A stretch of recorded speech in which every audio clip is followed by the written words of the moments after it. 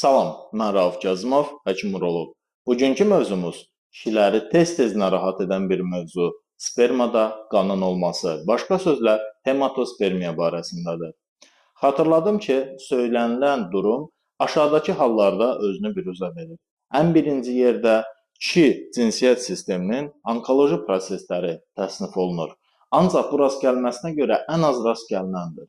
Sadəcə olaraq spermada qan olan durumda ilkin olaraq onkoloji prosesləri istisna etməliyik. Adətən bu hansı orqanlarda proses gedəndə spermada qan olur? Sperma istehsal olunan xaya və yerdə qalan spermanın keçdiyi yollar boyunca istənilən bir kişi reproduktiv sisteminə aid orqanın onkoloji prosesində spermada qan ola bilir.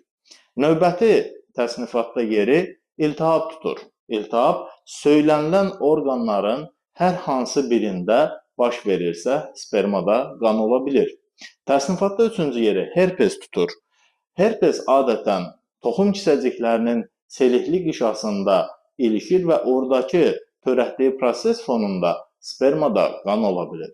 Daha sonraki yeri isə kişi cinsiyyət sisteminin hər hansı bir üzvündə ola biləcək vərəm prosesidir. Və nəhayət sonuncu yer spermatoksikozdur. Başqa sözlə desək, əgər kişi orqanizmindən sperma çox gec-gec hallarda çıxardılırsa, bu halda həmin spermanın orqanizmdə qalması fonunda spermada qan ola bilər və ən çox rast gəlinən səbəbi spermada qanın olmasının məhz spermatoksikozdur.